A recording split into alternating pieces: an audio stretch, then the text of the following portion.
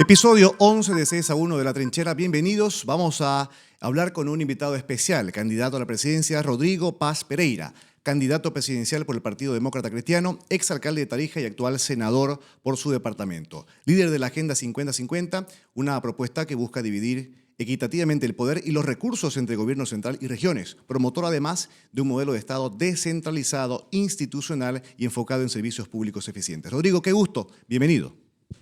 Un cariño para todos ustedes, agradecido por estar con este equipo para consultas y debates y un saludo para toda la gente que nos está viendo en todo el país. Nos preparamos para comenzar. Bien, Rodrigo, el tema principal es ¿y si Bolivia se gobernara desde las regiones?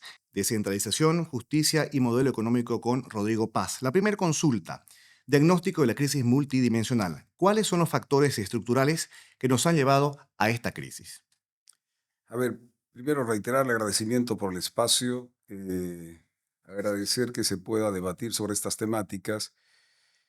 Si tú me preguntaras hoy día si estamos en una crisis económica, sí, no lo puedo negar, pero sobre todo es una crisis de Estado. Este Estado no funciona, este es un Estado que no aprovecha o no es parte de la organización de todas las potencialidades que tiene el país. Es un Estado hiperpresidencialista, es un Estado centralizado en una supuesta locomotora que dicen ser el Estado. Es un Estado que no potencia los recursos humanos, no potencia las regiones, no potencia las economías regionales. Es un Estado que asume el déficit como un derecho, o sea, aquí se gasta más de lo que se produce, no importa si genera eso inflación, si genera eso un modelo de gestión de las instituciones por encima de las necesidades del país. Es un Estado que no se preocupa por el cambio, el dólar, que es tan central a la economía de los bolivianos. Es un Estado que ahoga al formal, que es un 15% de la economía, y sin embargo no atiende a lo que debemos resolver a futuro inmediatamente, que es el 85% de la informalidad. Hoy día en Bolivia tú tienes 500.000 entre empresas y unipersonales que son formales, tienes otro 500.000 de bolivianos y bolivianas que son parte del aparato estatal, pero tienes 5.700.000 informales en la calle, que están en la Feria Barrio Lindo, que están en la Feria 16 de Julio en el Alto, que están en la Feria de Oruro Cantuta. Y es un Estado que no está atendiendo más que generando una demanda de la gente para sobrevivir como organización. Es un Estado que depende de un partido político, porque no podemos hablar anterior a, de hecho se entiende que el 2009 se cambia. Hay una nueva constitución y se entiende que cambia todo esto para generar toda una nueva dinámica en la Bolivia de hoy. Los resultados son nefastos y los bolivianos básicamente trabajamos para mantener un Estado y un Estado que no trabaja para facilitarnos, que pueda generar una instancia de desarrollo de los bolivianos y las bolivianas. Yo creo que en ese marco, si volvemos, no es tanto el tema de la economía. Te pongo un ejemplo, hoy día los commodities a nivel mundial, por los factores internacionales de la guerra, Irán, Israel y una serie de cosas, están en los precios extraordinarios. No tendremos gas, no habrá gas porque no supieron desarrollar toda la potencialidad del gas que tenemos, que tendremos que hacerlo a futuro, pero sí tenemos una serie de ingresos por los commodities. Pero aquello que generamos en los commodities, minería y otros productos, no está entrando el dólar a Bolivia porque nadie quiere poner el dólar en Bolivia. Nadie quiere traer el dólar otra vez a Bolivia. Segundo punto, pasando del diagnóstico a la propuesta. Nuevo modelo económico, la Agenda 50-50. ¿Redistribuir presupuesto nacional es una utopía o una necesidad? No, nunca se ha hecho. Creo que el primer paso que se dio fue la participación popular, que fue un primer intento, que creo que tuvo su impacto, sus puntos flacos, débiles, pero fue creo, un desarrollo que debería proseguir. Pero hoy día nunca ha habido, o sea, no se ha dado en la historia de Bolivia ningún presidente ni los actuales candidatos a la presidencia que entiendan de que al Estado tranca, como lo llamamos nosotros, porque ese Estado tranca, todo tranca. Tú quieres sacar una gestión para una empresa, te tranca, te para el policía en la puerta y te digo en la calle, te tranca, o sea, todo es coima, todo es amañado, todo es pidiendo recursos, es un Estado que no te permite viabilizarte, fluir. Entonces, este Estado tranca nunca ha tenido un presidente que diga 50-50. ¿Cómo es eso del 50-50? Por empezar, en un ejemplo, digo, en varios otros rubros vamos a hablar de salud, educación, justicia, una serie de cosas. Pero el tema de recursos 50-50, hoy día la instancia nacional se queda con el 80% de los recursos nacionales y distribuye 20% a municipios, gobernaciones, universidades y algunas descentralizadas. Pero la actitud del 50-50 no solo es por recursos ni un pacto fiscal, es una lógica federal. Pero hoy día debatir de temas federales es insulso porque si no van a empezar, no, este es federalista, no federalista. Sí, el sentido tiene que ser federalista, pero nos amparamos bajo la actual constitución, cosa que aprovechemos lo que tiene la constitución hasta cambiar temas constitucionales. Uno, por ejemplo, yo no creo en la reelección presidencial. Yo creo que el presidente, Paz, si es presidente, tiene que ser presidente, tiene que gobernar, tiene que ejercer y desde el día uno generar los cambios que dentro de la dinámica del debate vamos a desarrollar, como el 50-50. Y no puede estar pensando cómo me reelijo, tiene que pensar cómo gobierno. Ahora, hago un buen gobierno, la organización a la que yo represento puede ser reelecta, pero el presidente Paz ya no es reelecto nunca más. O sea, es una gestión de 5 años. Acaba muy bien. El día de mañana, si quiere tener otra instancia como servidor público, puede, pero ya Ese, no presidencial. ese punto de no reelección más la lógica federal de implementar el 50-50 implica reforma constitucional Sí, claro. Y apertura a la Constitución, pero parcial, total. no parcial. ¿Ya? Por total, o sea, no puedes desaprovechar algunos factores de inclusión que la Constitución creo que son adecuados. No entender eso es volverte justamente volverte parcial a una coyuntura ideológica. Y creo que a Bolivia la constitución debe ser de utilidad. ¿Ya? Las constituciones no solo te representan, es como la democracia.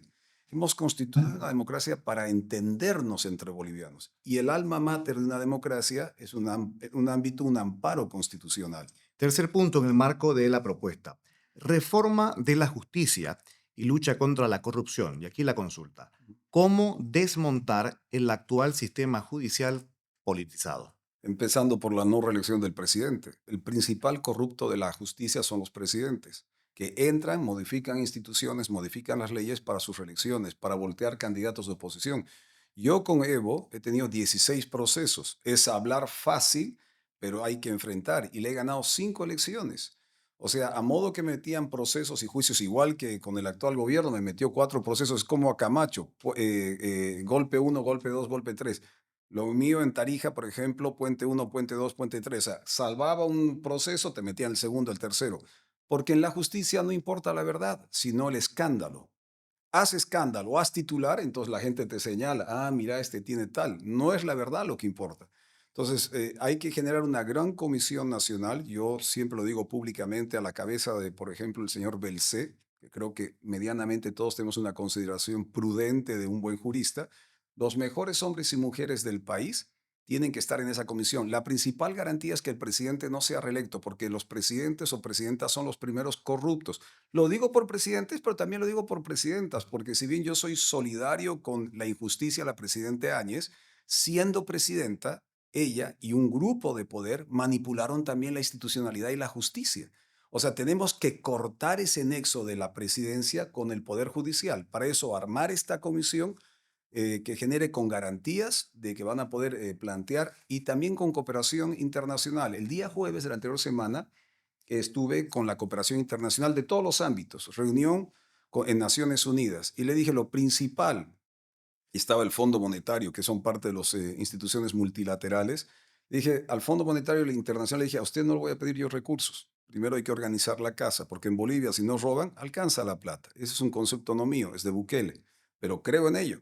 Si no robaran en Bolivia, alcanza plata para iniciar un proceso de reactivación. Pero el punto que les dije, yo necesito colaboración de primer nivel para reformar la justicia. Sin justicia es difícil que el país sea viable. Sin justicia es difícil que la democracia sea viable. Pero además, y quiero agregar a ello, seguridad jurídica, que es parte de un proceso de justicia, también va de la mano, estimado Jorge, va de la mano con el ámbito de que el MAS no esté el 17 de agosto. Y pongo este ejemplo, que me quedan 30 segundos.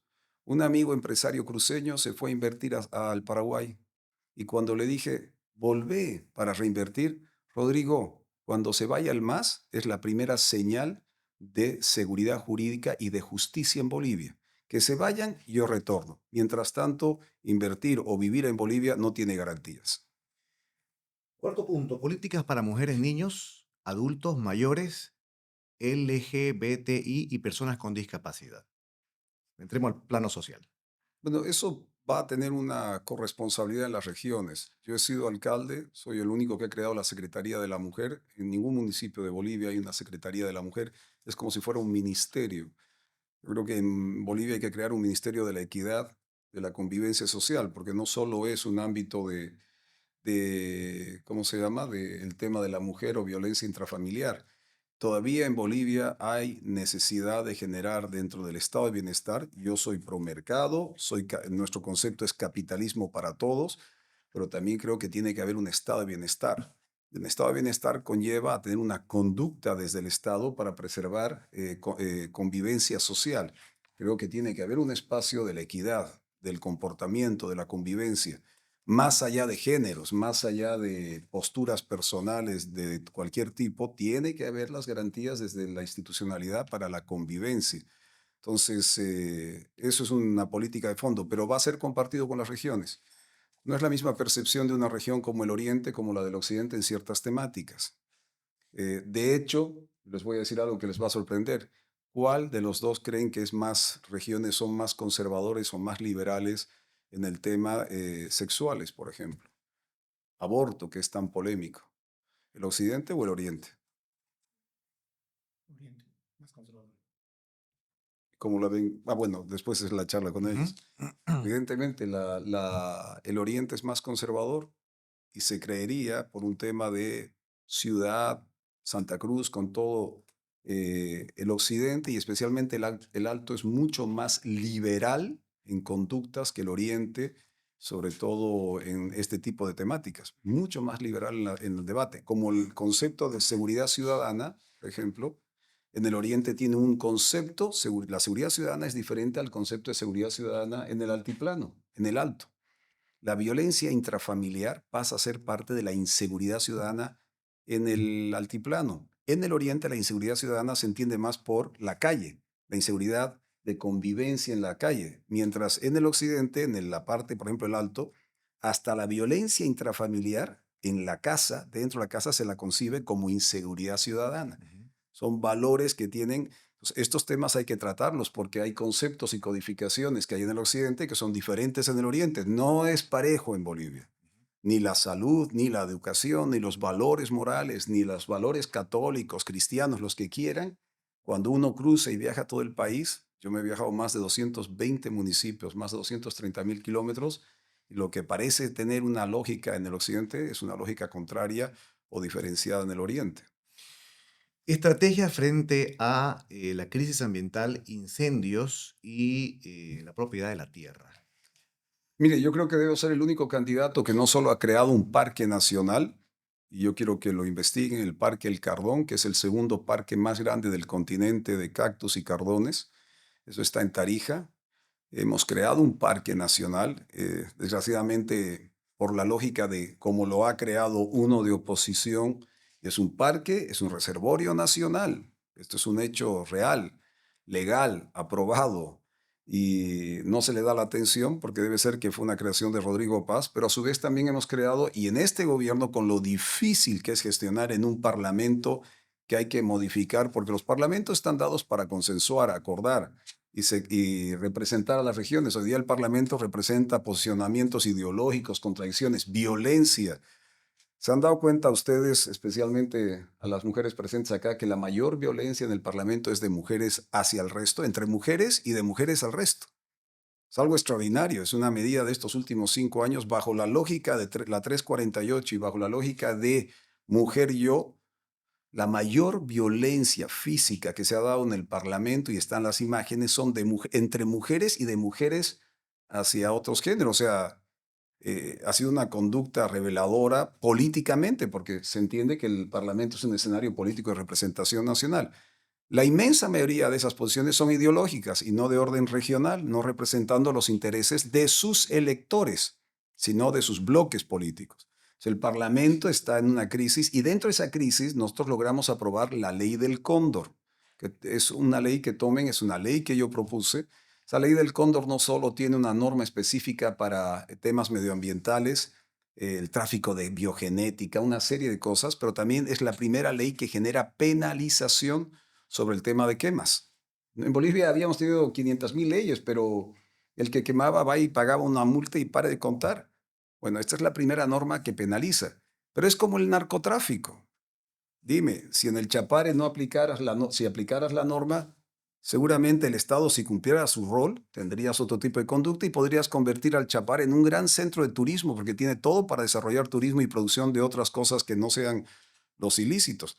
Igual que la ley Cóndor, si no la aplicas, ¿de qué vale tener una ley que después el Estado, desde sus organizaciones de coerción, no aplica las normas? Igual que el Chapare, no aplica. Entonces tienes a Levo haciendo lo que le da la gana y tienes a Marcet que se paseaba por Santa Cruz como dueño de Santa Cruz y cuando quiso se fue de Bolivia y hace de su vida un poncho porque aquí no hay la institucionalidad para hacer cumplir las normas y atacar lo ilícito.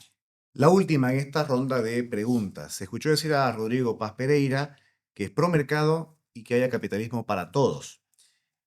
¿Cómo abordaría en su gestión a los medios estratégicos de producción? A ver, en Bolivia ser formal, sin entrar a tecnicismos, es muy caro. El 15% que hoy día es formal, y no me van a dejar mentir, salvo alguna excepción, todos tienen contabilidad paralela. Todos. Porque la formalidad es cara en Bolivia. Y no los culpo, más bien los felicito, porque si no hicieran eso, no sobrevivirían a la presión tributaria, financiera que tiene el sistema estatal y el sistema financiero en Bolivia por el ámbito del Estado, por la conducta del Estado. Entonces, ser formal es caro, pero como dije antes en cifras, son 500.000 los formales, entre empresas, instituciones formales que tienen una vinculación con el Estado formal. El otro 500.000 son funcionarios públicos. Entonces tú tienes ahí 1.000.000 de los bolivianos que están activos y tienes 5.700.000 gremiales, cuentapropistas, transportistas, emprendedores, comerciantes. Todos esos son parte de los informales. A diferencia de los otros candidatos que están hablando solo para la formalidad, yo le estoy hablando a estos 5.700.000 que todos son capitalistas.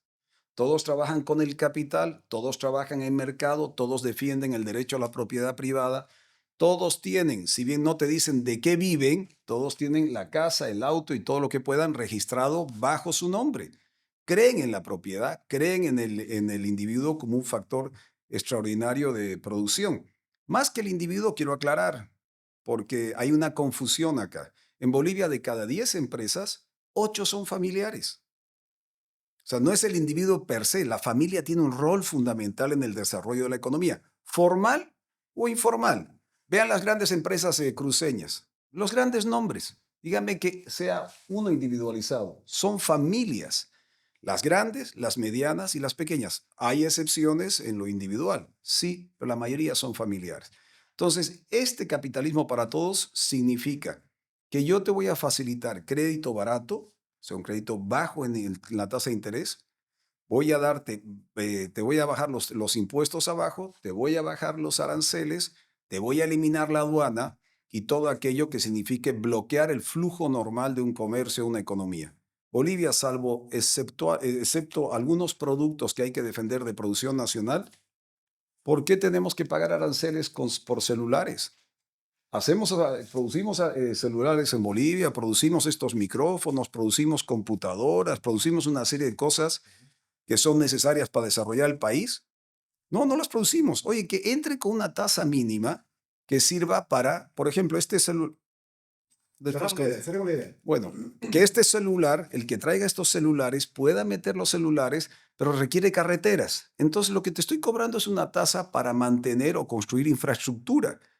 Pero no te estoy cobrando en sí el arancel por el producto, porque quiero que entre tecnología, quiero que entre todo este conocimiento o estos instrumentos para potenciar lo que no hemos dejado potenciar los últimos 20, 30 años. Bien, cerramos esta ronda de diálogo para dar paso a las preguntas individuales de cada panelista. Iniciamos la ronda de preguntas, 2 minutos para preguntar, 3 minutos para responder. El turno es de Óscar Tomjanovich, economista y politólogo. ¿Cómo estás, Rodrigo? Me llamó la atención en el programa de gobierno que presentaron, estrategia número 7, restablecimiento del equilibrio macroeconómico para frenar el deterioro del poder adquisitivo de la moneda. ¿Cuál es, en su diagnóstico, el origen o la causa de estos desequilibrios macroeconómicos y qué rol juega el financiamiento del Banco Central a los déficits del gobierno? Yo creo que en líneas generales todos entendemos de que gastamos más de lo que producimos. Entonces, el déficit fiscal es central. Segundo, el sinceramiento. Ayer me corrigió un amigo mío, me dice, Rodrigo, no se dice asinceramiento, sí se dice, porque a nivel popular se dice hay que asincerarnos. Y mi amigo dice, no, eso no. Bueno, el sinceramiento del tema de cambio es un problema serio, y la economía sincerarse, como dicen a nivel popular, con el tema de cambio. No puede ser que estemos en 7 cuando la realidad en la calle está de 14, 15 para arriba. Esa es la realidad. La gente ya devaluó la moneda y entiende el sentido del mercado. Faltan dólares o los dólares están bajo el colchón bank o son parte de los 7.000 millones de dólares que salieron de Bolivia en los últimos 6, 7 años. Entonces, uno, yo te diría que es el déficit fiscal. Está claro, gastamos más de lo que producimos. Dos, el tema del manejo del cambio en Bolivia. La lógica, la política, el tipo de cambio. Tres, el tema del Banco Central, que es un Banco Central que no se está preocupando por políticas monetarias, se está preocupando más por el tema fiscal. O sea, no es su prioridad. La prioridad de un Banco Central son políticas monetarias, pero además la calidad de gente que tienes en el Banco Central hoy día responde a un concepto de la caja chica del gobierno nacional. O sea, el Banco Central el año pasado entregó a valor de 4.200 millones de dólares al gobierno central cuando la gente no tenía dólares en la calle. Y el Banco Central, nuestro Banco Central, es el que le entrega estos 4.200. Pero si le agregas a que en los últimos 20 años, en las empresas estatales, todos los bolivianos que estamos acá, más los que están en la calle, debemos ya 6.000 millones de dólares por construir empresas que supuestamente eran para sustituir importaciones, está claro que el Banco Central no está cumpliendo su rol. Y un cuarto aspecto creo que es fundamental en tu pregunta, Oscar, es esos 7.000 millones de dólares que están afuera, ¿cómo los repatriamos? Bueno, primera acción que hay que hacer para dar seguridad jurídica, como dijo mi amigo que se fue al Paraguay, es, oye, que salgan más. Con el MAS, con Andrónico gobernando o cualquier otro, está claro que las políticas de Estado van a continuar, del Estado como prioridad, como centralidad. Segundo, hay que generar una serie de beneficios tributarios y financieros para que cada dólar que vuelva a Bolivia sea premiado. Oye, me traes un dólar, te voy a premiar. Y tercer aspecto, está claro que también hay una serie de otras políticas. Yo creo en los bonos de carbono, creo profundamente. Santa Cruz tiene 12 millones de hectáreas en reservorios. Si pusieras la mitad de estos reservorios cruceños, tú puedes mover entre 250 a 300 millones de dólares solo para Santa Cruz en bonos de carbono. De hecho, Charagua, que es un municipio cruceño, por culpa de este gobierno, no está habilitando sus bonos de carbono que le van a generar 200 millones a un municipio de 40.000 ciudadanos, lo cual eso sería extraordinario porque en el mejor momento de Santa Cruz, con esto termino, en el mejor momento de Santa Cruz por el gas, Santa Cruz recibió 250. Va a haber un municipio, Charagua, que por emitir bonos de carbono va a recibir 200 millones de dólares en los siguientes 3 años. Creo que eso son buenas noticias y los dejamos desarrollar estas políticas. El turno es de Guillermo Domínguez, estudiante de Derecho y de Relaciones Internacionales. Adelante, por favor. Buenas, ¿qué tal, Rodrigo? En su plan de gobierno dice que congelará empresas públicas deficitarias. ¿Cómo funcionaría? ¿Por cuánto tiempo sería? ¿Qué fin tendría? ¿O por qué simplemente no habla directamente de privatizarlas o simplemente cerrarlas si es que estas son ineficientes y solo drenan nuestros recursos? Esa palabra congelar me ha hecho pleito porque ¿cómo vas a congelar?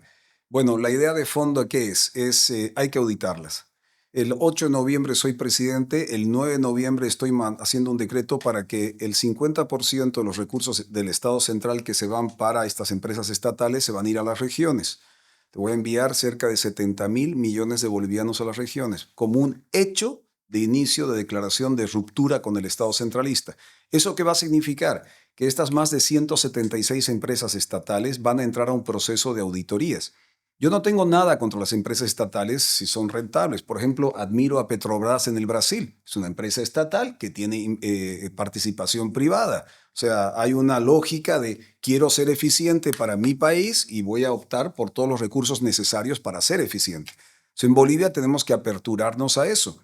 Aquellas empresas que puedan, por ejemplo, Ende. Ende es una empresa que si bien está en una crisis, Ende es la empresa que nos da la energía eléctrica del país, 70% de esa empresa que nos genera todas estas luces que ven acá, 70% de lo que consume estas luces viene del gas, de las termoeléctricas. No hemos preparado al país para tener reservas gasíferas, 70% está en peligro de que el aire acondicionado en Santa Cruz, de que estas luces pueda funcionar. Yo creo que Ende, siendo nacional, puede abrir un espacio de activos para que entre el privado a Ende. Lo mismo con YPFB, tipo Petrobras. Entonces, lo que vamos a hacer es aperturar después de auditorías, hago las auditorías a las empresas. Esta funciona, esta no funciona, no funciona, no funciona. Bueno, señores, aquí se abre un paquete. Y en el modelo de la India, yo he trabajado 3 años en la Organización Mundial de Comercio en Ginebra. Y ahí yo estudié el caso de la India. La India tuvo un problema similar al de Bolivia, de que creó empresas estatales que después no sabían qué hacer con ellas. ¿Qué hicieron? Hicieron las auditorías y básicamente aperturaron a empresarios nacionales. O sea, el día de mañana Guillermo tiene capacidad de entrar a una empresa del Estado, quiere comprarla toda, la compras toda. Quiere ser público-privada, se genera público-privada como Petrobras. Y las que no funcionen, se las cierra, porque no son viables, como esa empresa de papa frita de 25 millones de dólares en el Alto, o el ingenio que hicieron en San Buenaventura, si no me equivoco, en el norte de La Paz, de 360 millones de dólares, que no hay tierra donde producir la caña. Entonces, lo que funciona, vamos a darle la opción, pero sin ningún peso, monetariamente hablando, de aquello que se va a ir para las regiones en el 50-50. El turno de Juliana Póñez para su consulta con Rodrigo Paz. Adelante, por favor. Primeramente, un cordial saludo. Mi pregunta es la siguiente. ¿Su gobierno es transitorio o reformador? Esto en el contexto de las evidentes fallas que ha tenido, bueno, el Estado boliviano. ¿Su gobierno entonces estaría buscando la transición para sacar al MAS o una reestructura en el país, en base también a las declaraciones que ha emitido más temprano? Mira, no se me hace en lo personal un problema de que sea de transición. No tengo ningún problema porque además va a ser un gobierno del presidente Paz solo por 5 años. Y voy a gobernar. Eso es lo que voy a hacer. Voy a gobernar. Voy a tomar las determinaciones para que haya un giro en lo que creo que debe ser la Bolivia del siglo XXI. Los candidatos que estamos viendo, especialmente en Santa Cruz, los 2 supuestos primeros candidatos en Santa Cruz son un modelo de los 30, 40 años de gestión del Estado. Yo me rompí esta rodilla jugando fútbol. Cuando fui a buscar un doctor que me operara, habían algunos que tenían renombre y otros que no tenían tanto nombre, no eran tan famosos, pero que habían operado o que operan la rodilla 2, 3 veces al día. Opté por aquel que está todos los días operando más allá de los que tienen renombre. Hoy día en estas elecciones pasa igual. Hay candidatos, con todo el respeto, como Tuto y Samuel, que fueron ministros hace 35 años atrás, en el gobierno de mi señor padre Jaime Paz Zamora. Bolivia ha cambiado extraordinariamente, especialmente estos últimos 21 años. Este monstruo del Estado Central, este monstruo tranca, yo he estado combatiéndolo, pero además en elecciones. Yo no me he quedado acá porque alguien me puso a dedo. Cada vez que me he enfrentado al masismo, les he ganado en las urnas, con voto. Y creo que la transformación que tenemos que hacer ahora es de un gobierno de 5 años que tome las decisiones que haya que tomar en todos los rubros y que tome decisiones, no reelecciones, pero con un modelo que tiene que ver a lo que conlleva el siglo XXI y no con lo que nos están pidiendo. ¿Cómo puede ser que la primera opción para reformar el país sea ir al Fondo Monetario Internacional a pedir 12,000 millones de dólares? Yo soy contrario a eso. En este país, vuelvo a decir lo que dijo Bukele, en este país si no se roba, la plata alcanza. Por lo menos para reactivar y ordenar. Tú después tendrás que tomar decisiones, pero tú no vas al banco y le dices, mire, señor del banco, estoy viniendo acá porque tengo que reactivar la economía de mi familia. Bueno, ¿cuál es su plan de negocios? ¿Cómo va a reactivar usted? ¿Cómo se está ordenando? Porque tú vas al Fondo Monetario Internacional y te toma por lo menos 2 años sacar un crédito de los que están pidiendo. No es que mañana vas y te dan el crédito, por lo menos 2, 3 años. Mientras tanto, tienes 5.700.000 bolivianos dentro del ámbito de los informales que si no reciben señales claras, te desordenan el país. ¿O tú crees que Samuel, con todos sus hombres y mujeres de seguridad y sus vagonetas, va a llegar al centro del Alto y le va a decir en Sencata, como yo estuve el día domingo con todas las organizaciones Sencata, donde hubo todos estos conflictos del año Octubre Negro y 2019, pare, espéreme, ya voy a traer la plata del Fondo Monetario Internacional o Tuto, a ver si los deja entrar en el Alto. Esto necesita soluciones rápidas y después ordenando la casa, sí puedes ver qué pasa con el contexto de cooperación multilateral. El turno de Marcelo Paz, que es formado en sociología. Adelante, por favor. Bueno, ¿qué tal, Rodrigo? ¿Cómo estás?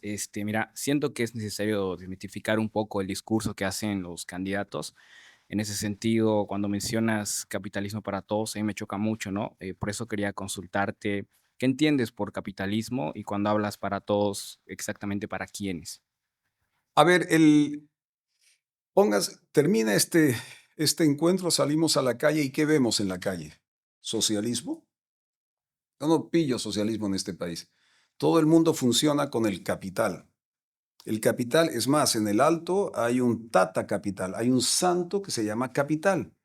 Yo he estado en ese santo, he visto y lo que generan como devoción, porque es el capital el que construye el techo, es el capital el que les da salud, es el capital el que les da trabajo, es el capital el que le da comercio. El capital se ha vuelto un eje central. Todos los bolivianos somos capitalistas. El que me diga que no, que me descubra la pólvora de que sin capital funciona. Sea del día a día, lo que puede ser un taxista con su capital de trabajo que cuida para tener la gasolinita, para pagar la renta del propietario del vehículo, para volver a la casa, para entregar a la familia.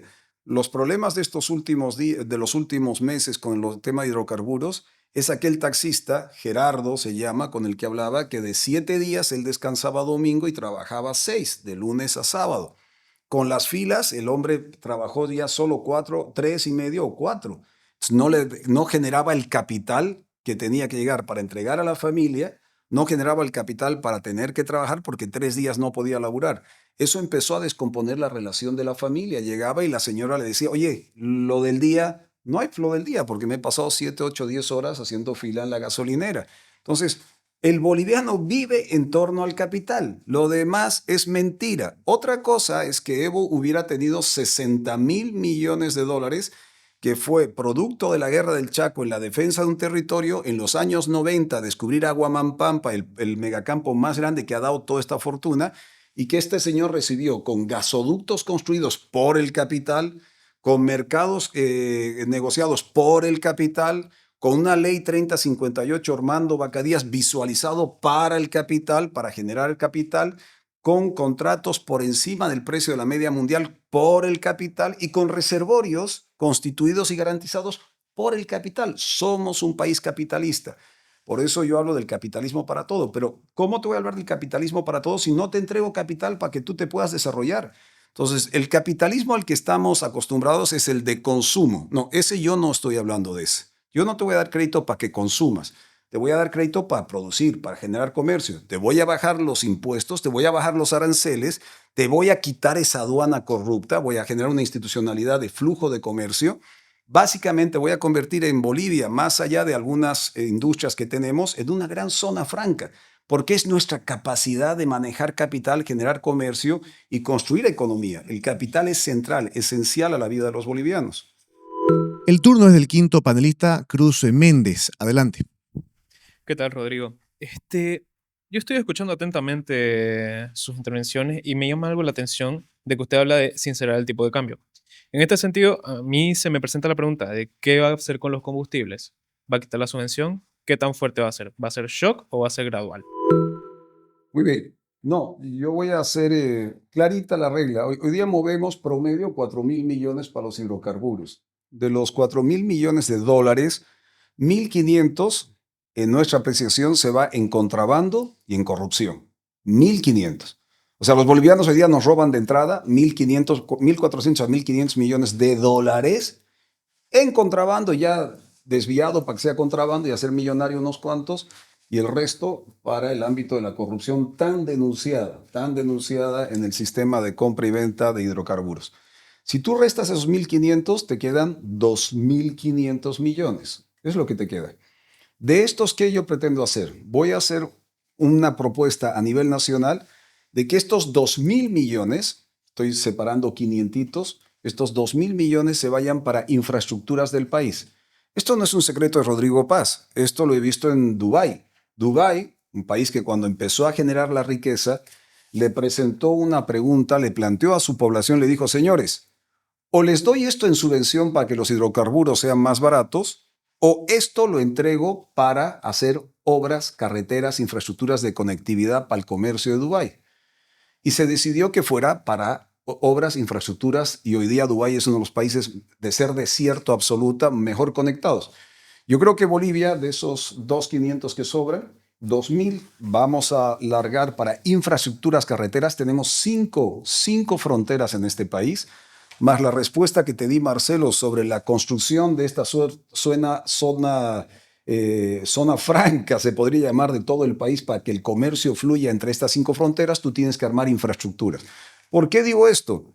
Porque resulta que Brasil, yo me he viajado todo este país, me he viajado todas las fronteras, salvo la parte que es más complicada de Bolivia hacia el Brasil. He viajado todas las fronteras. De hecho, la chilena de Tambo Quemado hasta Ito Cajón, Bolivia, que es la tripartita Chile, Bolivia, Argentina, pues me la he viajado 3 veces, 2 por el lado chileno y 1 por el lado boliviano. He visto el narcotráfico, he visto los migrantes, el tráfico de tratas, he visto los autos chutos, todo, todo. Entonces, lo que te quiero dar a entender es que si tenemos las 5 fronteras, armar las estructuras para generar comercio con las 5 fronteras. Paraguay, Brasil, Paraguay, Argentina y Chile ya han hecho su carretera, que nos evita. Y ahora por arriba está haciendo Brasil un sistema ferroviario y carretera para pasar de Brasil al Perú, al puerto de Chancay, y dejarnos afuera. Yo pondría esos 2.000 millones de dólares en estructuras cada año. Ya no sacar esos dólares afuera, ponerlos en Bolivia. Y te quedan 500. Y con esto culmino. Esos 500 creo que para aquellos que hasta que reactivemos la economía necesitan un colchón, los más necesitados, vamos a poner a través del sistema financiero el respaldo de poder, para el transporte público, tener un respaldo o el transporte de algunas necesidades nacionales muy básicas. Bien, sexto y último panelista, el turno es de Carlos Aranda, economista. Adelante. Querido Rodrigo Paz, a mí sinceramente me preocupa una cosa. El desafío principal a corto plazo de la economía boliviana es la estabilización macroeconómica, es decir, la corrección del déficit fiscal. Me preocupa que demagógicamente se diga que la plata alcanza si no se roba. ¿Por qué? Porque es una cifra indeterminada. Acabas de decirnos que 1.500 millones de dólares es el cálculo personal de tu partido que tiene sobre la corrupción. Estudios independientes de la Fundación Milenio hace 2 meses dijeron que eran 400 millones. ¿Qué quiero señalar con esto? Es un dato indeterminado. Dado que la corrupción es una actividad oculta, no sabemos realmente cuánto se gasta en eso. Actualmente el país, para cuadrar las cuentas, tiene que ahorrar 34.000 millones de bolivianos. Y creo que eso no va a salir de la corrupción, sino de ajustar en partidas que la población no quiere hacer. En concreto, me gustaría que le especifiques qué partidas han visto o si realmente consideras, ya digo, demagógicamente, que solo sin robar la plata alcanza. Que no digo que no haya corrupción y no digo que no haya que eliminarla. A ver, Carlos, se calcula que del Producto Interno Bruto, alrededor de 47.000 millones de dólares, estamos hablando de casi un 6% en corrupción. Jubileo también, jubileo. Entonces, yo no voy a entrar al tema de lo que quiero que se me entienda bien, Carlos, porque me parece que tengo que reiterar, es de que si no robas, alcanza. ¿De qué estamos hablando? De reactivar. No es que cubres todos los problemas por eliminar lo que roban, pero hablando de robar, te voy a poner un ejemplo que ningún alcalde, y lo digo, todos los alcaldes que me están viendo, todos los ministros, todos los que son parte de la institucionalidad, hay una partida que se llama compras menores. Cuando yo entré a la alcaldía de Tarija, por eso me he hecho muchos enemigos en Tarija y especialmente varios medios de comunicación, había una forma de hacer negocios, había una forma de generar negocios en Tarija. Resulta que las compras menores en Tarija tenía un paquete de una partida de 42 millones de bolivianos. Imagínate al tiempo, 42 cuando el cambio estaba en 4 y pico, fuimos creciendo hasta el 7, pero estabas hablando de 7 a 10 millones de dólares que se jugaba en un momento de abundancia por los hidrocarburos. Yo entro de alcalde y digo, oiga, ¿cómo puede haber compra menor? ¿Qué es? Una compra menor es, necesitas tasas hoy día, no vas a licitar tasas. Es todo lo que está por debajo de 50.000 bolivianos. Es una compra menor. Se pinchó la rueda de una volqueta, le faltó aceite a una vagoneta, cualquier cosa. Entonces, son compras inmediatas y son menores. Resulta que solo habían 16 oferentes Y qué raro, 42 millones de bolivianos con 16 oferentes, los que te ofrecían. Un borrachito se chocaba un poste y se chocaba contra el poste y rompía el poste, no compras 10 postes, compras un poste, ya, menos de 50,000. 42 millones para estas cosas, qué raro. Investigamos y trajimos un proyecto de Curitiba, del Brasil. Para esto no hay que descubrir la pólvora. Y este proyecto en 5 días, lo llamamos el TAC, Tecnología Anticorrupción. En 5 días pedimos a todas las empresas, fuera de estos 5 días, primero pedimos a todas las empresas de que se inscribieran. ¿Quién quiere venderle algo al municipio? No estos 16. ¿Quién quiere venderle al municipio? ¿Sabes cuántos se inscribieron? 950 empresas inscritas en el municipio de Tarija. Todos registrados en las páginas oficiales, transparentando en tiempo real cualquier movimiento de compra. O sea, primero tiempo real. Son 950 empresas. ¿Qué le venden y qué no le venden estas 950 empresas al municipio? Y de ahí hicimos un sistema. Voy a tener que robar un poquito de este, justo hablando de robar, voy a tener que sacarle tiempito. Resulta que este sistema lo trajimos de Curitiba, pusimos a esas 950 empresas, las inscribimos. ¿Usted qué vende? Yo vendo aceite. Ah, muy bien, sector aceites. ¿Usted ruedas? Sector ruedas. ¿Usted qué? Sector postes. Sector hamburguesas, sector, porque a veces compras hasta comida. Bueno, dicho esto, cuando venía una licitación, necesitamos comprar postes. Llamábamos, mandábamos por WhatsApp o al correo electrónico de todos los que vendían postes en la ciudad. Y se presentaban todos los que querían vendernos, yo qué sé, 5 postes. El sistema digitalizado le largaba un número a la empresa, a cada una de las empresas. El 530, el otro era el 1500. Nadie sabía qué número correspondía a la empresa. El mismo sistema, sin que haya intermediación de burocracia o corrupción de por medio, había un funcionario acá que estaba al otro lado de la pantalla.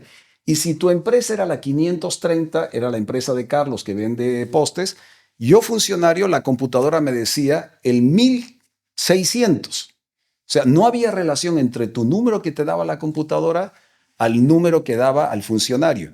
La computadora es la que elegía quién ganaba por un centavito. Por un centavito decía, ganó Carlos. Entonces, recién cuando Carlos se presentaba y decía, yo soy el 530, al otro lado se enteraba el otro, había ganado Carlos. En 5 años de gestión, ni una sola denuncia de corrupción. Y pasamos de 42 millones de bolivianos anuales a 18, 19, máximo 20 millones comprando lo mismo. O sea, eran 22 millones que sabe Dios dónde se iba. Eso ocurre en todos los municipios de Bolivia, en todos los ministerios de Bolivia, en todas las instituciones que generan compras menores. Bien, cerramos la ronda de preguntas, nos preparamos para la ronda de debates. Iniciamos la ronda de debates. El primero en debatir es Carlos Aranda. Bueno, ¿qué tal, Rodrigo? Creo que son 2 cosas urgentes que tiene que responder quien aspira a la silla presidencial. 1, el tema de cómo ajustar las cuentas públicas. 2, el financiamiento. Muchas veces escucho que se hace mención al llamado Colchón Bank. ¿Cuál es lo problemático de esto? El principal agente económico que necesita dólares hoy en el país son los privados, efectivamente, pero sobre todo el Estado. Se está diciendo cuando se quiere aludir a que los dólares van a salir de los que están en la calle, los que están afuera, a que van a ser utilizados por el gobierno central. El Banco Central ya le debe a los bancos comerciales 2,000 millones de dólares. Nadie va a meter un peso en el sistema financiero si incluso no se ve que esa deuda se ha saldado. Así que cuando dices que no se va a acudir a una línea de financiamiento a corto plazo, creo que hay algo que no cierra en la propuesta. Esa es la consulta. Me parece válida la observación y tú acabas de darme la respuesta. Es que a corto plazo no te van a dar financiamiento. Hay que entender cómo proceden las instituciones multilaterales. No te dan... de hecho, Goni Sánchez Lozada se cae pidiendo 200 millones de dólares al Fondo Monetario mediante el Banco Mundial y no se dio. 200 millones de dólares para pagar salarios y se cae Goni. O sea que hay que entender que tienes que tomar unas determinaciones previas. Ahora, hemos hablado fue con Cruz De los 4.000, hemos quedado solo 500 en el tema hidrocarburos. O sea, estamos cortando, hay un fuerte indicador en el tema subvenciones que son alrededor de 2.600 millones de dólares. Entonces, ¿el precio, cuál calculan que estaría en el El precio? precio se va a abrir. No, ese es un cálculo mentiroso. Hay un candidato que ha dicho va a estar a 5 bolivianos. Igual creo que es una eso no es demagogia verdad. terrible. Eso no es verdad. Pero entonces te está diciendo que se va a pagar el precio internacional de mercado. Pero vas a generar un colchón para los más necesitados, que también lo dije. Hay 500 millones de dólares que estoy dejando. Esa es mi lógica de cómo ver, hay que atacar esto. Se podrá estar de acuerdo o no, pero es la lógica con la que estamos trabajando. Y vas a aperturar. No puede ser que YPFB sea el monopólico en este país. Vas a aperturar libre importación. Mira, estaba en Cañadas. Sé que a ustedes las anécdotas no les gusta, pero bueno, es parte de la democracia escuchar. Estaba en Cuatro Cañadas el otro día. Los pequeños y medianos productores me dijeron, Rodrigo, yo puedo pagar a 6 a 8 bolivianos. Estos son datos reales. No son lectura de libro ni encuestas, no. En Cuatro Cañadas, las oleaginosas, el maíz, el sorgo, me dicen, nosotros podemos llegar a pagar 6, 8. Los grandes, los que se reunieron después en la CAO, pueden llegar a pagar entre 11 y 13. ¿Cómo haces tú para ayudar a estos que están en 6, 8 bolivianos el litro de diésel, cuando los grandes pueden llegar a un margen El de precio 11 a 13? internacional es 1.3 dólares. Sí, Si fuera solo 6.96 el tipo de cambio, que no es, ya sería 10.50. Estás Correcto. diciendo entonces que con el precio que se va a sincerar, los productores pequeños no podrían seguir produciendo. te estoy dando la información que los productores pequeños me dieron a mí en Cuatro Cañadas. O sea, me dijeron, esto es lo que podemos alcanzar. Ujú. ¿Cómo nos ayudas? ¿Cómo nos vuelves más competitivos? Con ese fondo de estabilización, ¿tú crees? ¿Cómo hay el fondo de estabilización para el tipo de cambio? ¿No es cierto? Que en líneas generales yo creo que todos van a aplicar un fondo de estabilización para el tipo de cambio. Pero ellos me decían, Rodrigo, si yo tengo 6 o 8 bolivianos para pagar, ¿cómo me ayudas para ser más competitivos? Y de ahí nace toda esta propuesta, te voy a dar crédito barato. Porque ellos, ¿de dónde reciben? ¿Tú sabes dónde reciben el Esa es crédito? otra. ¿Tú no ves una interferencia negativa que se controlen las tasas de interés que se van a dar para estos créditos? Si desde un punto de vista del banco, un proyecto de inversión no es rentable, lo que no se puede hacer es desde el gobierno central decir, ok, va a ser rentable y tú le vas a dar a un crédito preferencial. De hecho, esa política la aplicó el masismo. Hay para el crédito productivo y de bienes social tasas máximas de interés. Y eso también ha generado un desorden en el mercado monetario y en el sistema financiero. Carlos, los banqueros nunca han ganado más plata que con el masismo en la historia. Y si me dices Pero no que se debe. no, se debe. Se debe porque parte de la gestora y los fondos de pensiones, y se debe a una serie de beneficios que el masismo le ha dado. O sea, Sí, yo estoy de acuerdo. Carlos, yo no le voy a negar, a mí me gusta que la gente gane plata, pero también, sobre todo en el sistema financiero, quiero que me ayuden que otros también ganen plata. Entonces, Estoy completamente de acuerdo. dicho esto, el masismo ha hecho más rico a los banqueros como nunca en la historia de este Y país. por eso ahora les vamos a cobrar, vamos No, a decir qué no, tasa de no, interés no, voy a no, cobrar. no lo tomes de esa manera, sino que creo que estamos con la capacidad de que ellos entienden de que si el sistema financiero se cae en Bolivia y no damos además oportunidad a la mayoría de los bolivianos, que son estos 5.7 millones de informales, Ujú. podemos generar una crisis política de tal convulsión que no aguantemos como sociedad. Entonces, lo que tú tienes que evitar como prioridad, no hay sistema financiero si no resuelves el problema de la gente. Eso es lo que estamos queriendo encarar. Bien, gracias Carlos por la intervención. El segundo panelista en debatir es Juan de la Cruz Méndez, estudiante de periodismo. Adelante. ¿Qué tal, Rodrigo?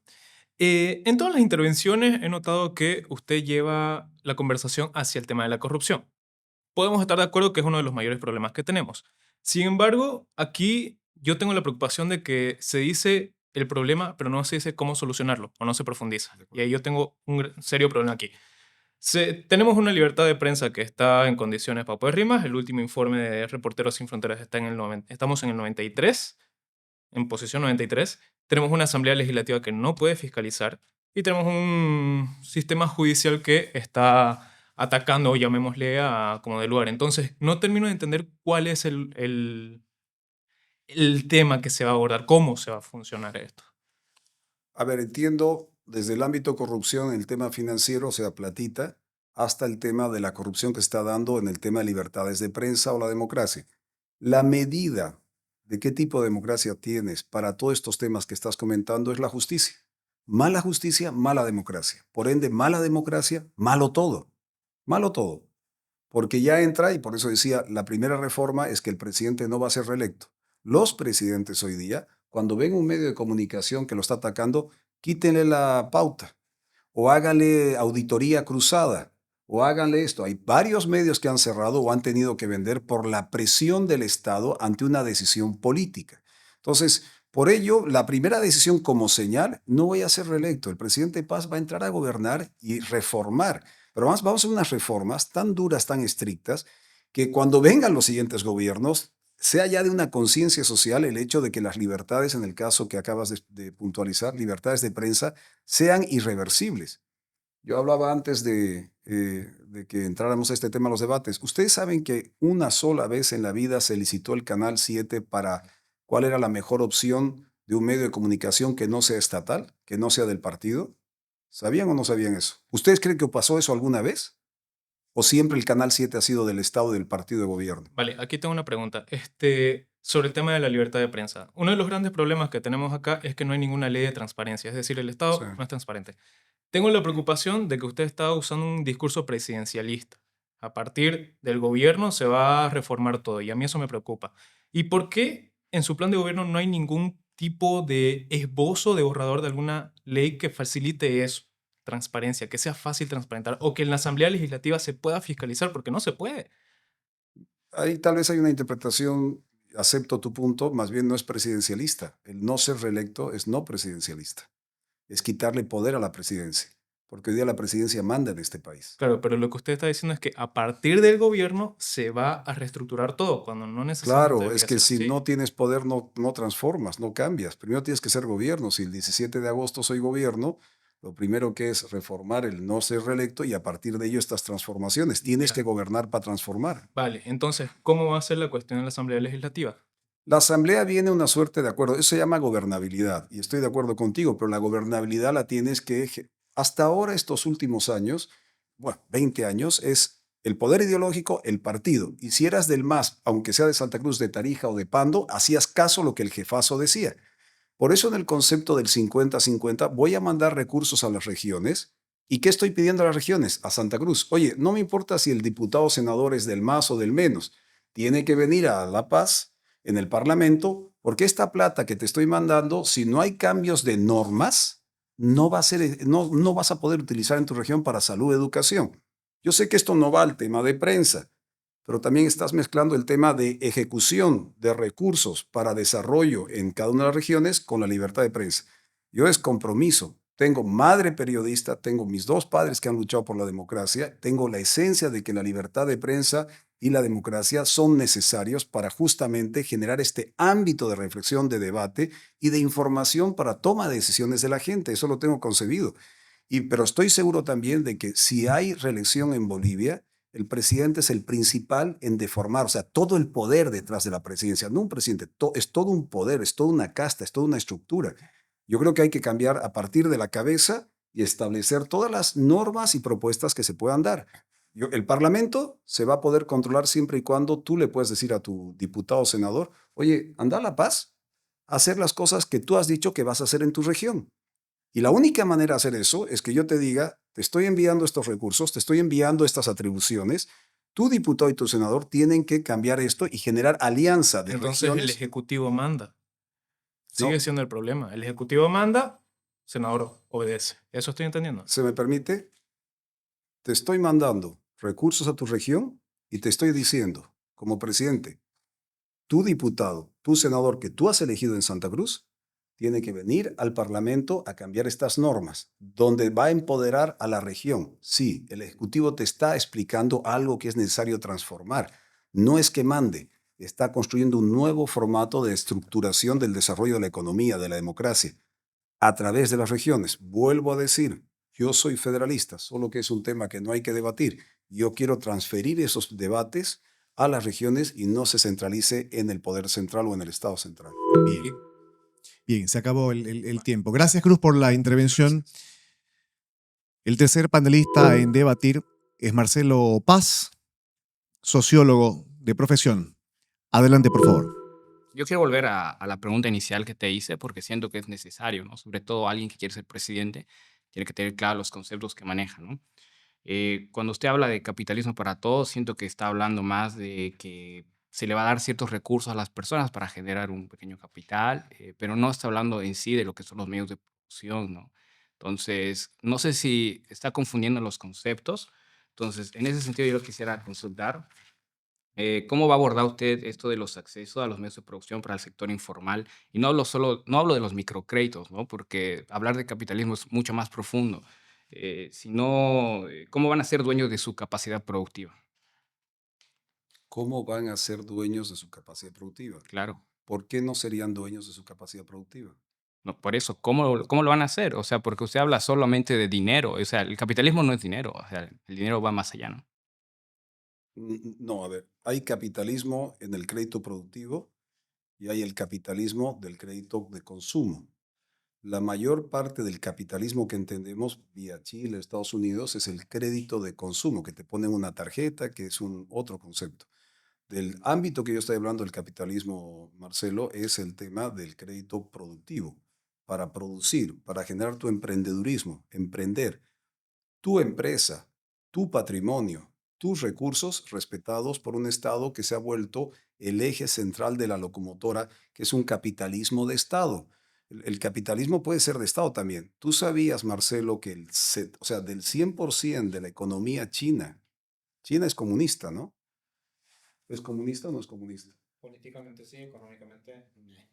Tú sabías que Discrepo, ¿no? 70%, Pero es que cuando usted maneja el eslogan permíteme capitalismo para todos, siento que está confundiendo un poco los conceptos. aclárame, Porque, perdón, el capitalismo básicamente se habla de los medios de producción, ¿no? ¿Cómo el sector informal va a acceder a los medios de producción?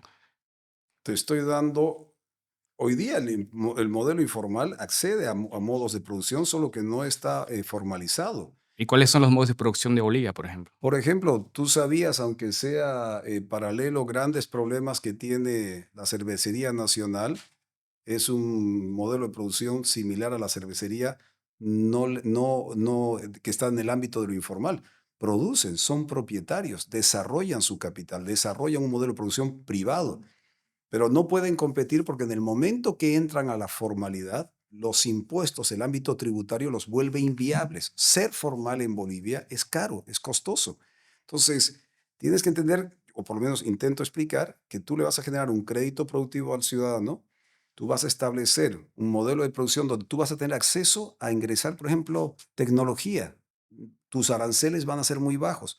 ¿Quieres desarrollar una cerveza? ¿Quieres desarrollar un producto, el que quieras? Tú vas a tener tu sistema, tus instrumentos de trabajo, de desarrollo de esa instancia privada, y te estoy garantizando que tu formalidad va a ser barata. Hoy día la gente, los modos de producción en Bolivia no se formalizan porque es caro. Caro, en el ejemplo que tú quieras, dame cualquier ejemplo de lo que tú percibes. Dame un ejemplo y te lo explico de El- cómo ellos no participan de la Los formalidad. recursos naturales son parte de los medios de producción. No hablemos de la minería, por ejemplo. ¿Cómo haría eso? La minería, por ejemplo, hoy día buena pregunta, Marcelo. Nos vamos entendiendo. Los cooperativistas. Hace 2 años movieron más de 3.000 millones de dólares en Bolivia. ¿Sabes cuánto dejaron de impuestos? 63 millones de dólares. Se llevaron 3.000, movieron 3.000 millones, quedó en Bolivia 63. Los cooperativistas con los que he hablado, ¿sabes qué me han dicho? Rodrigo, quiero que nos ayudes a hacer un banco. Perdón, un banco, pero yo no voy a poner recursos del Estado, no voy a poner recursos públicos. No, nosotros nos queremos organizar, oficializar y queremos hacer ya sea un banco o un fondo, lo cual me parece un primer paso para reordenar la economía, para que entren dentro de la formalidad. ¿Qué hizo el Paraguay? Paraguay abrió las puertas y dijo, señores, vamos a sincerar, palabra que no existe, pero lo vuelvo a reiterar, nuestra economía. Un presidente del Paraguay formalizó su empresa que movía al año 1.500 millones de dólares y pagó el 10% impositivo, 150 millones. Y se inscribe en el proceso de un mercado capitalista, un proyecto capitalista que era el Paraguay hace 25 años, y empiezan a legalizar sus modos de producción. ¿Pero qué va a hacer en estos sectores donde es del bien común, ¿no? Los recursos naturales, YPFB, etcétera? Eso hay otro debate. Por ejemplo, el tema, estás mezclando varios temas, pero el medio El ambiente, capitalismo aborda todo eso, ¿no? sí, Entonces no es capitalismo para todos, para algunos. capitalismo para... Pregunta. Respondemos la Pero, pregunta. ¿puedo? Sí, sí. Capitalismo para todo es un modo de producción. No confundamos medio ambiente, no confundamos. Cada uno de estos sectores tiene una política específica. Pero, por ejemplo, el tema medioambiental, La Paz. La Paz pierde de 400 más que Santa Cruz, de 400 a 450 millones de dólares por no encarar el tema de los bonos de carbono en la zona norte de La Paz. Entonces, la sociedad paceña dice, sí, hay algunos tipos que están explotando en el Madidi y no hay retorno, sí, pero como están lejos, pero si generaras bonos de carbono, que es un modelo capitalista de preservar medio ambiente, si cuidas lo verde, genera retorno, porque es un modelo capitalista. Si hubiera ese debate en La Paz, estoy seguro que la sociedad diría, oye, ¿por qué algo que es de todos solo genera retorno para unos cuantos y de forma informal? Estos temas hay que debatirlos y hay que proponerlos en el país. No los propone el gobierno del MAS porque hay negocio en eso. Si lo propusieras, hubiera un debate abierto y hubiera retorno para las regiones. El turno de la cuarta panelista, Juliana Poñez. Bueno, primeramente un cordial saludo. Yo la pregunta que le lancé fue si su gobierno se plantea ser transitorio o reformista, en el sentido de que usted menciona bastante, y es algo que no me queda claro y me gustaría que lo discuta puntualmente, Yeah. el tema del federalismo pesa que tenemos autonomías y sobre todo en el hecho de que no es que, evidentemente, de palabra somos en realidad un estado mixto, centralista en el sentido de que hay ciertos poderes que están centralizados y el poder se distribuye mediante las autonomías en los distintos niveles de gobierno. ¿Podría explicarlo puntualmente eso, por favor? Puntualmente, lo que acabas de decir ahora está bien en teoría Pero en y práctica, escrito. evidentemente, es discutible. Cuando el 80% de los recursos se quedan en el Estado central, lo otro es teórico. Claro. Entonces, por eso, puntualmente, para que quede claro ante la opinión pública y ante tu pregunta, 50-50. ¿Por qué digo federal, pero no entro en el debate? Porque después se aprovechan política y ideológicamente el federalismo quiere dividir, etc. Entonces, por eso yo no entro. Sobre la base de lo que hay en la Constitución, 50-50. Pero también vas a ir construyendo una suerte de autonomía, por ejemplo, en la salud. La salud, hoy día el 100% se maneja desde un Estado central y deriva unas responsabilidades a los municipios y gobernaciones. Entra el 50-50 también. Claro, porque Consulta. aquí estaríamos hablando sobre, se estaría usted metiendo en el tema de las competencias. Por ejemplo, lo que menciona usted es políticas del sistema de educación y de salud, que es una competencia exclusiva del Estado. Podemos discutir de que dentro de casi todas las Para tu competencias, pregunta, Estado, los municipios también son Estado, claro, las gobernaciones también son Estado. claro, Entonces, nivel de cuando gobierno, te abre la Constitución ese debate, claro. tú tomas estructuras del Estado. Yo, siendo alcalde de Tarija, era parte del Estado que cubre un municipio, un ámbito, pero soy parte del Estado. El Estado, nos hemos confundido, el Estado está en La Paz. No, el Estado está en toda Bolivia, en todas sus estructuras estatales. En educación, propuesta, para que la pensemos. En la propuesta nosotros estamos queriendo que el 50% de la currícula, o sea, lo que es geografía, física, historia de Bolivia, eso lo cubre el gobierno nacional. El otro 50%, cada uno de los departamentos, porque Santa Cruz tiene una constitución de desarrollar recurso humano. Ustedes son recurso humano cruceño, pero cuando tú has salido del colegio no sabías hacer un plan de negocio, no sabías un mínimo de contabilidad, no sabías un mínimo de instrumentos ni cómo sacar un crédito, pero no te formaron además para ser un recurso humano viable. Te educaron, saliste de promoción, festejaste y dijiste, bueno, ¿y ahora qué hago? ¿Con qué instrumentos me desarrollo en mi actividad? Cada departamento va a tener el 50% a través de la academia, el sector empresarial, organizaciones sociales, etcétera, comité cívico en el caso de Santa Cruz, de organizar el otro 50% de la formación. Eso Es ya es por una eso que base. tenemos el tema, como le vuelvo a explicar, el tema de lo que son las competencias. Entonces, estaríamos hablando aquí de reorganizar las competencias, porque en lo que yo quería explicar es que la competencia exclusiva del nivel central es políticas de sistemas de educación y salud. Y si nos vamos a lo que vendrían a ser las competencias exclusivas, un nivel de gobierno tiene la facultad legislativa, reglamentaria y ejecutiva, delegando las dos últimas, que es la reglamentaria y ejecutiva, pero vemos de que en todas las competencias casi siempre está metido el nivel centralista. Correcto. Entonces estaríamos hablando acá de reorganizar las competencias, pero a la vez, vuelvo yo a mi pregunta, ¿no sería eso, no es un gobierno de transición, sería un gobierno de reformación, pero tiene 5 años? Sí. ¿Cómo podemos hacer entonces? ¿Cómo vamos a No entiendo. ingeniárnosla. Me parece bien. Transición en las reformas, ¿sí? De acuerdo. O sea, al ser poder exclusivo, como tú lo reafirmas, yo no lo leo así, pero me baso en tu pregunta, ser exclusivo, cedo. Y eso sí se permite, cedo.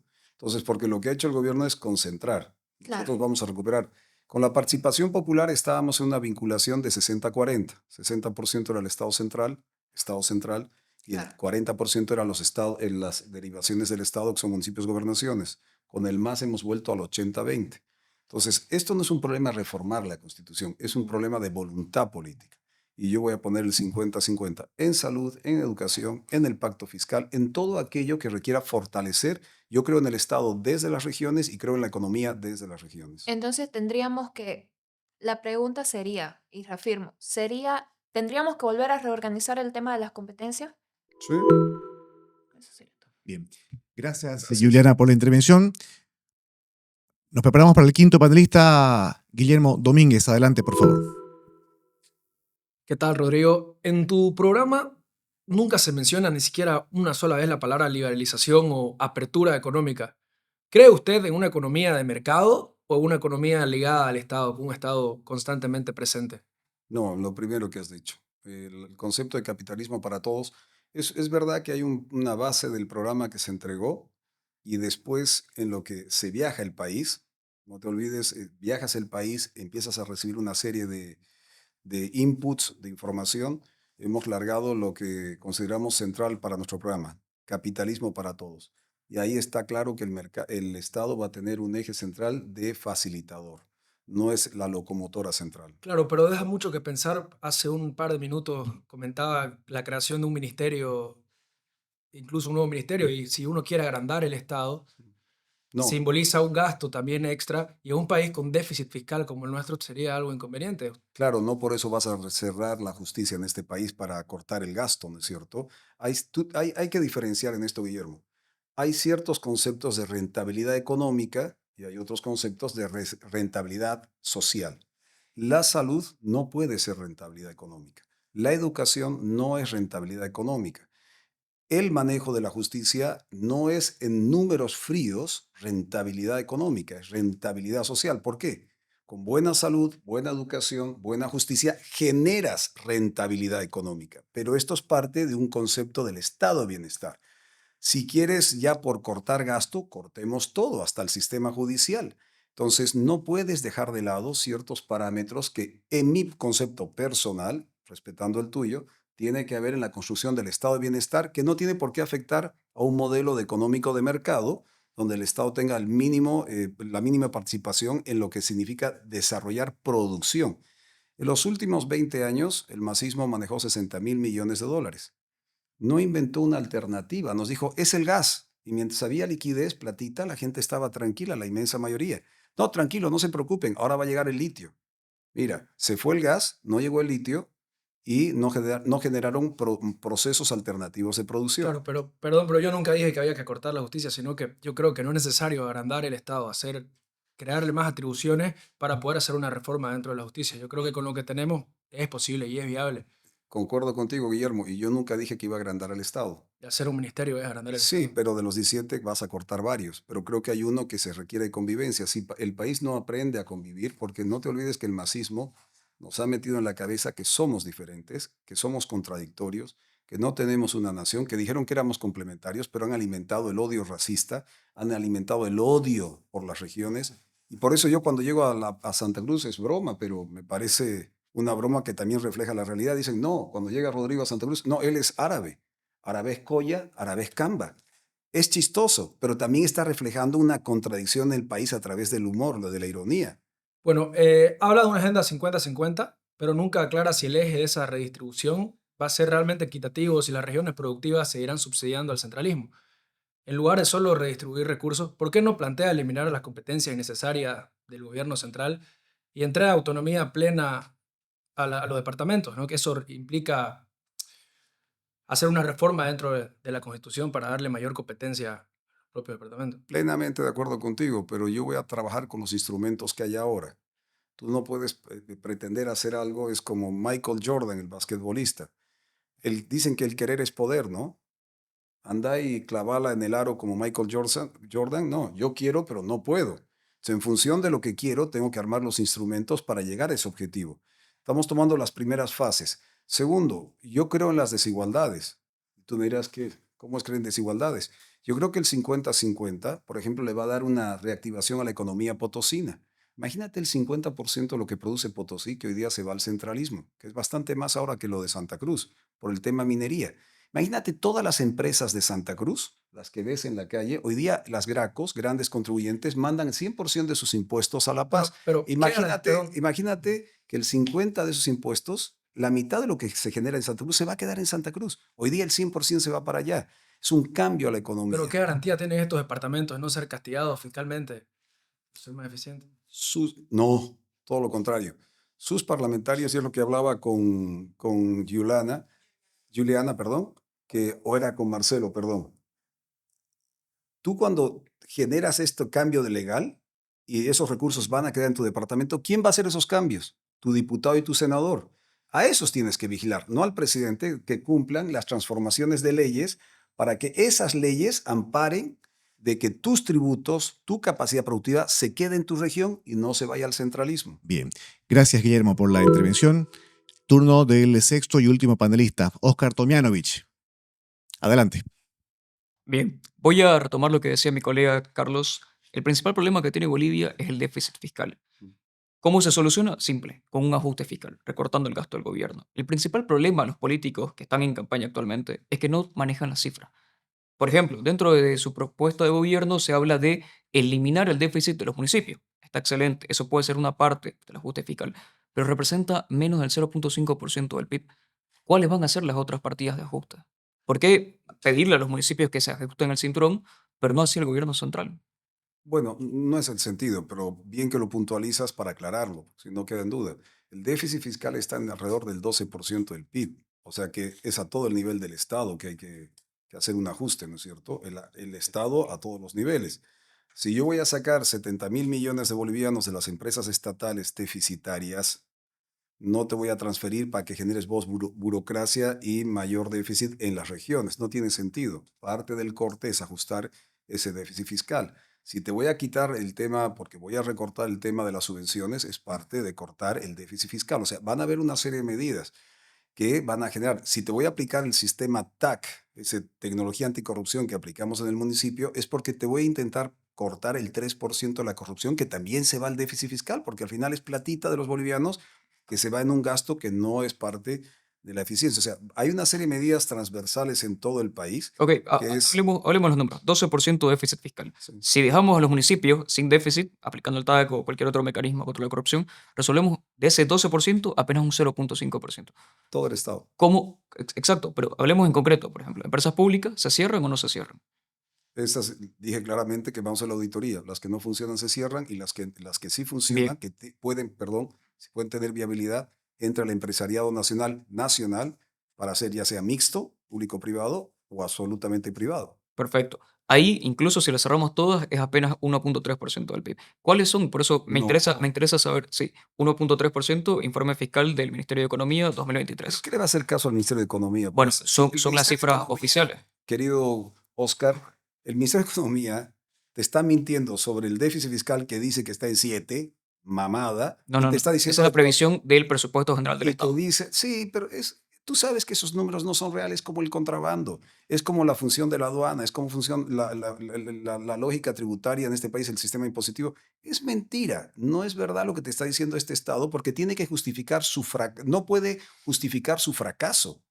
Este sistema ha fracasado. Las cifras que tú ves, desgraciadamente, del INE y de los ministerios son falsas. Son falsas. Perfecto, entonces con las cifras que maneja Paz, ¿cuáles van a ser las del ajuste para recortar esos gastos y acabar con el déficit?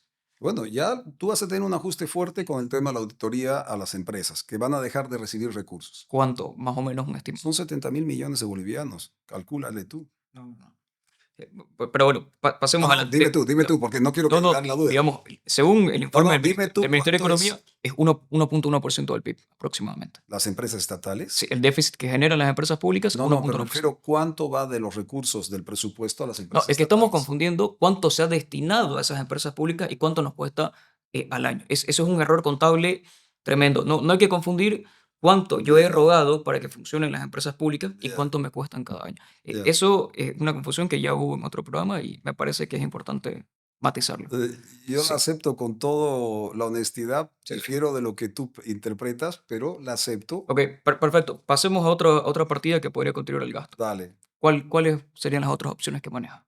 Como reforma del Estado. De recorte. Dime una cosa, a ver, demos la vuelta para que esto no sea un Sí, interrogatorio y tienes todo el derecho. sí, sí. ¿Qué crees tú que deberías recortar? Bueno, por ejemplo, transferencias de capital. Me parece importante que esas transferencias que, por ejemplo, suponen 0.7% del PIB, Ya. que son transferencias discrecionales que se utilizan únicamente a los partidos, a los que siguen al gobierno. Entonces, eliminar las transferencias de capital, Duplicidad también. eliminar las transferencias de capital te da un gasto importante. ¿Y por qué lo digo? Esto apuntándolo con la idea del 50-50. El 50-50 es únicamente cambiar la mano del que gasta, no reduce el gasto fiscal. Entonces, por eso digo, es importante que se manejen estas cifras para ver de dónde se va a hacer el ajuste. Sí. Porque si no, estamos vendiendo demagogia. No vamos a esperar que el Colchón Bank, todos los dólares se vayan al gobierno, porque es el que más lo necesita. Entonces, lo que tenés que hacer es no únicamente ver cómo vas a aumentar tus ingresos, sino reducir tus Dime, gastos. si recortas, en tu conocimiento de la economía, si recortas los recursos para las empresas estatales, porque vas a Sí, cortar, 1.3% del PIB. lo cual no va a ir para el tema de tecnología en el exterior, ni compra de maquinaria, todo lo que nos hemos gastado hasta ahora, a los más de 6.000 millones. Esto alargaremos un cachito que Sí, está, cerremos la idea. o los más de 6.000 millones que le debemos todos los que estamos aquí presentes al Banco Central. Si recortas esa cantidad de dólares, si recortas las subvenciones, Sí. si vas a traer una política de premio al que trae su dólar a través de, ya sea tributario o ya sea a través del sistema financiero, que eso puede ser en los siguientes 2 años cerca de 3.500 millones de dólares.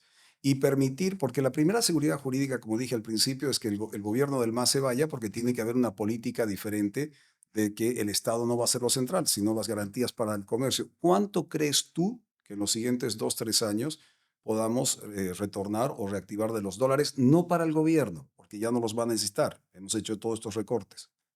Bueno, si cortas el subsidio, por ejemplo, te estás ahorrando entre un 3.2-4% del PIB. Ahí se te va el 2.900 millones de dólares que destinás cada año al tema de los hidrocarburos. Y eso es lo que hemos dicho. O sea, ya tienes una señal clara de qué tipo de acciones vamos a tomar. Entre ellas la que acabas de mencionar, que ya lo dije antes. Me parece que falta todavía un 7% del PIB, Bien. que no es poco. No, no es poco. Pero no lo puedes hacer de la noche a la mañana. Ahora, un último. En el tema cambiario, acuérdense, ya Bolivia pasó por esto. El año 85, Víctor Paz ya hizo un proceso. O sea, los bolivianos sabemos del proceso. Con No hay recorte que, de gasto. no hay que inventar la pólvora. Veamos lo que pasó. Fueron soluciones adecuadas que se pueden reactivar en el momento que estamos viviendo. Bien, ¿Verdad? se nos acaba el tiempo, el debate sé que es intenso. Gracias, Óscar. No, gracias. Cerramos la ronda de debates. Llegamos al final de 6-1 en su episodio 11 junto a Rodrigo Paz Pereira. Gracias, Rodrigo. Agradecidos a todo el equipo y un saludo para todo el país. Un agradecimiento. Muy amable y gracias por estar. Hasta la próxima.